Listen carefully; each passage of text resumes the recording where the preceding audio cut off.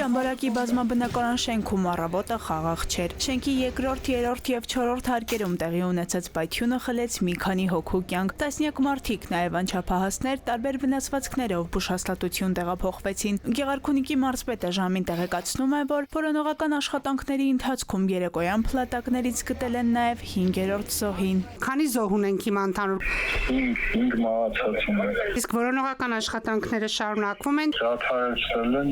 հիմա արդեն քննչական գործողություններ իրականացան։ Այսինքն անհետ կորած այլևս չկա։ Ոչ, չունենք։ 2 հոգի սպայն ունենք արդեն հիվանդանոցից դուրս գրված, Ճամբարակի առողջության կենտրոնում ունենք 5 հոգի եւ 3 հոգի ունենք Երևան տեղափոխված, որոնց վիճակը գնահատվում է միջին ծանրություն։ Գազի արտահոս, քրդեհ, պայթյուն։ Այս շղթան հենց այս հերթագրությամբ է սովորաբար ձևավորվում եւ ցավալիորեն վերջնարդյունքում արդեն ուշ է լինում ինչ-որ բան փոխել։ Պայթյուն ա եղել նախնական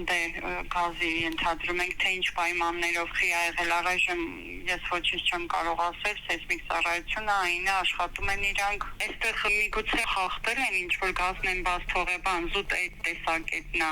ենթադրում են ծեր կին է, էլի ում տանից որ եղել է ինքը մի քիչ տարիքով կին է ու հիշողության հետ է խնդիր ունի, երևի թե բաց է թողել գազը, տենց են ենթադրում։ Մասնագետները հիշեցնում են, անվտանգության կանոնները պարզ են, քայլերը հասանելի այդպիսի ողբերգություններից խուսափելու ու դրանք կանխելու համար։ Պայթիկան ցույց է տալիս, որ պայթյունները հիմնականում լինում են կամ դիտավորություն, կամ հիմնականում լինում են վարժանոցի կողմից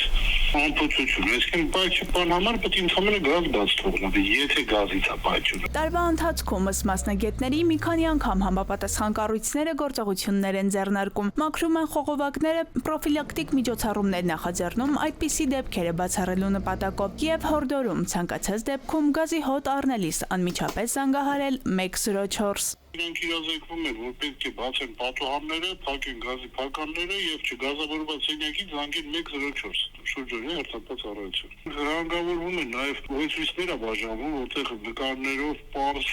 հրանգավորումները կա, որ գազօջախներին երկար ժամանակ ինչ-որ ճաշ կամ ջուր տաքացնելիս առանց հսկողության չթողեն շուշուտ օդափոխեն սենյակը։ Փորձագետները, մասնագետները միաբերան հորդորում են զգույշ լինել, ուշադիր լինել, պարբերաբար օդափոխել սենյակը եւ գազի հոտ առնելու դեպքում անմիջապես դիմել համապատասխան ծառայությանը։ Հասմիկ Անտոնյան, ժամը լրատվական։